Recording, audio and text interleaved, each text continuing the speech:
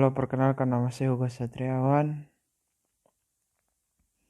kelas 1C dari jurusan Administrasi Bisnis. Pada hari ini saya akan mereview buku yang ke-8. Oke, jadi pada buku ini, di awal buku ini, kita akan membahas tentang arti sosiologi.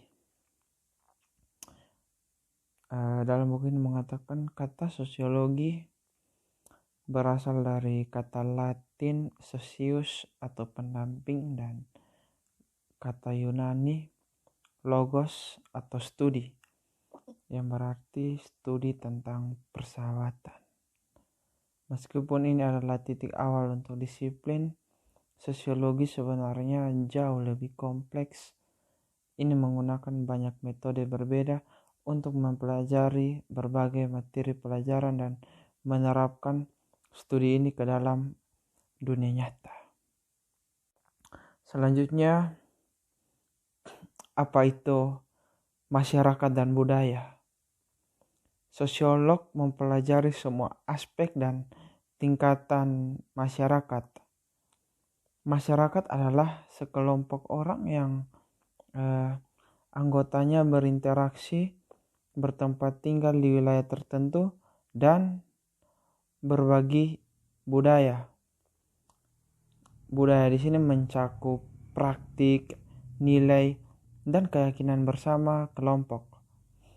Seorang sosiolog mungkin menganalisis video orang-orang dari masyarakat yang berbeda saat mereka melakukan percakapan sehari-hari untuk mempelajari aturan percakapan sopan dari budaya dunia yang berbeda.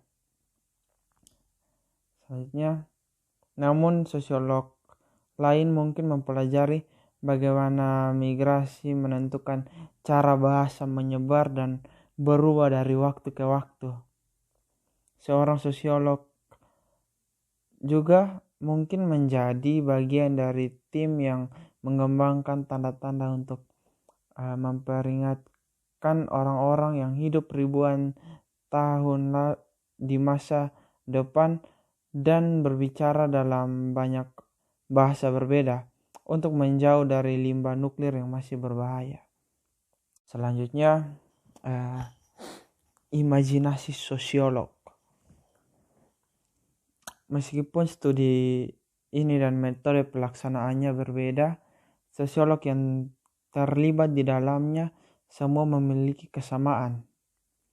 Masing-masing dari mereka melihat masyarakat menggunakan apa yang disebut sosiolog pelopor C. Wright Mills sebagai imajinasi sosiologis. Kadang-kadang juga disebut sebagai lensa sosiologis atau perspektif sosiologis. Mills mendefinisikan imajinasi sosiologis sebagai bagaimana individu memahami masa lalu mereka sendiri dan masa lalu orang lain dalam kaitannya dengan sejarah dan struktur sosial. Dengan melihat individu dan masyarakat dan bagaimana mereka berinteraksi melalui lensa ini, sosiolog dapat memeriksa apa yang berpengaruh perilaku, sikap, dan budaya. Dengan menerapkan metode sistematis dan ilmiah untuk proses ini, mereka mencoba melakukannya tanpa membiarkan bias dan gagasan mereka sendiri mempengaruhi kesimpulan mereka.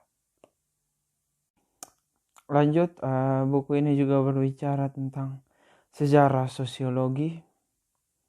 Jadi sejak zaman kuno, orang telah terpesona oleh hubungan antara individu dan masyarakat tempat mereka berasal. Banyak topik yang menjadi pusat kesarjanaan sosiologi modern dipelajari oleh para filosof kuno. Banyak dari pemikir awal ini termotivasi dan keinginan mereka untuk menggambarkan masyarakat yang ideal. Pada abad ke-13, Ma Tuanli, seorang sejarawan Cina, pertama kali mengakui dinamika sosial sebagai komponen yang mendasari perkembangan sejarah dalam ensiklopedia Maninya, Studi Umum Peninggalan Sastra. Abad berikutnya melihat munculnya sejarawan beberapa dianggap sebagai sosiolog pertama di dunia. Ibn Khaldun tahun 1332 sampai 1406 dari Tunisia. Dia menulis tentang banyak topik yang menarik hingga saat ini, meletakkan dasar bagi sosiologi dan ekonomi modern, termasuk teori konflik sosial, perbandingan kehidupan nomaden dan menetap, deskripsi ekonomi politik, dan studi yang menghubungkan kohesi sosial suku dengan komunitasnya. Kapasitas daya Hanoum 2003. Pada abad ke-18, para filsuf zaman pencerahan mengembangkan prinsip-prinsip umum yang dapat digunakan untuk menjelaskan kehidupan sosial. Pemikiran seperti John Locke, Voltaire, Immanuel Kant, dan Thomas Hobbes menanggapi apa yang mereka lihat sebagai penyakit sosial dengan menulis topik yang mereka harapkan akan mengarahkan pada reformasi sosial. Selanjutnya pada awal abad ke-19 melihat perubahan besar dengan revolusi industri, peningkatan mobilitas dan jenis pekerjaan baru. Itu juga merupakan masa pergolakan sosial dan politik yang hebat dengan munculnya imperium yang memaparkan banyak orang untuk pertama kalinya ke masyarakat dan budaya selain pemilik mereka sendiri. Jutaan orang pindah ke kota dan banyak yang berpaling dari kepercayaan agama tradisional mereka. Selanjutnya buku ini juga berbicara tentang bapak sosiolog Auguste Comte. Dianggap oleh banyak orang sebagai bapak sosiolog. Istilah sosiologi pertama kali diciptakan pada tahun 1780 oleh penulis esai Prancis Emmanuel Joseph Sieyès pada tahun 1748 sampai 1836 dalam naskah yang tidak diterbitkan.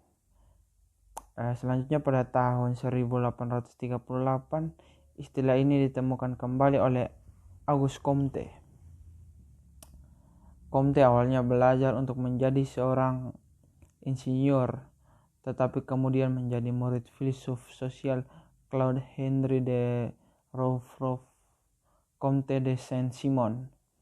Mereka berdua berpikir bahwa masyarakat dapat dipelajari dengan menggunakan metode ilmiah yang sama yang digunakan dalam ilmu alam.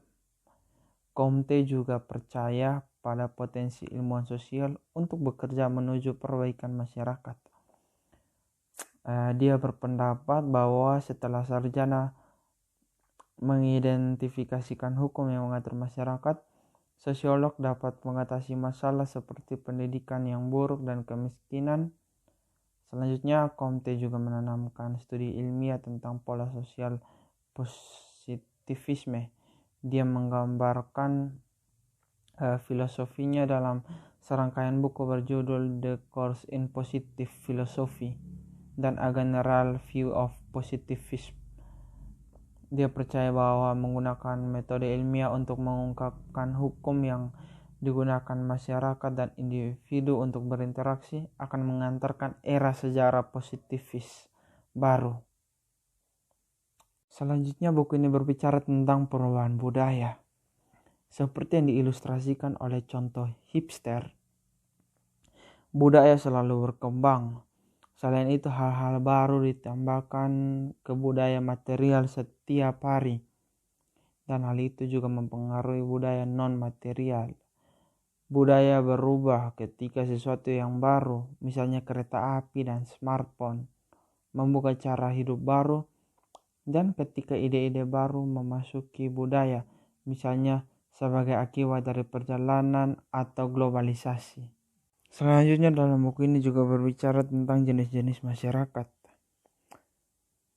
Jenis-jenis masyarakat yang pertama di sini ada masyarakat praindustri. Yang pertama pemburu dan pengumpul. Ketergantungan terkuat pada lingkungan dan berbagai jenis masyarakat praindustri sebagai struktur dasar masyarakat manusia sampai sekitar 10.000 sampai 12.000 tahun yang lalu.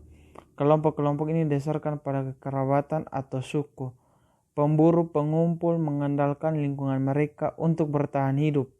Mereka berburu binatang liar dan mencari tanaman yang tidak dibudidayakan untuk makan. Ketika sumber daya menjadi langka, kelompok tersebut pindah ke daerah baru untuk mencari nafkah. Artinya mereka nomaden. Masyarakat ini umum sampai beberapa ratus tahun yang lalu. Tetapi hari ini hanya beberapa ratus yang masih ada, seperti suku asli Australia yang kadang-kadang disebut sebagai Aborigin atau Bambuti, sekelompok pemburu pengumpul kerdil yang tinggal di Republik Demokratik Kongo. Selanjutnya ada masyarakat pastoral. Masyarakat pastoral mengandalkan domestik hewan sebagai sumber daya untuk bertahan hidup. Tidak seperti pemburu pengumpul sebelumnya yang bergantung sepenuhnya pada sumber daya yang ada untuk tetap hidup. Kelompok pengembala mampu membiarkan ternak untuk makan, pakaian, dan transportasi, menciptakan surplus barang.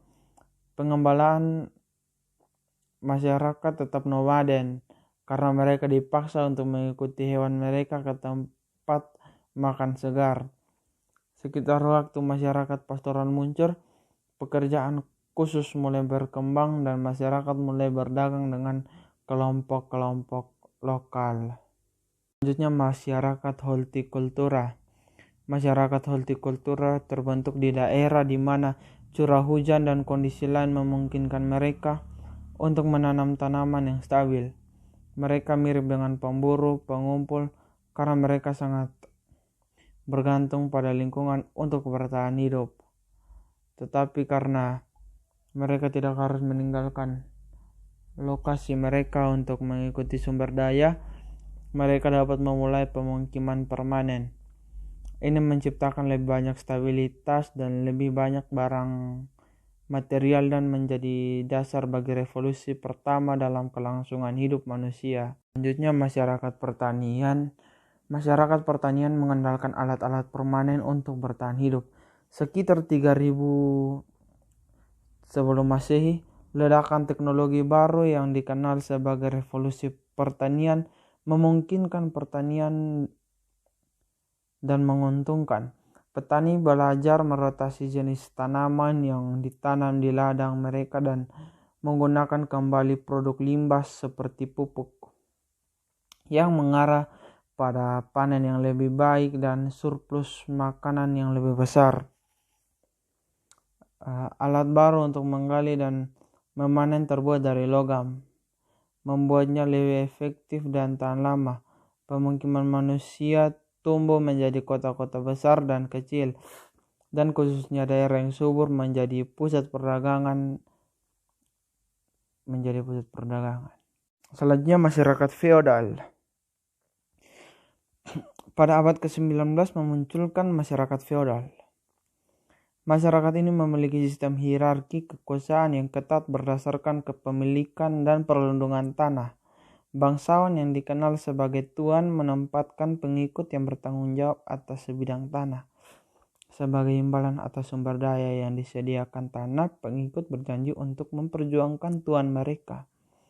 Potongan-potongan tanah individu ini yang dikenal sebagai wilayah kekuasaan dibudidayakan oleh kelas bawah.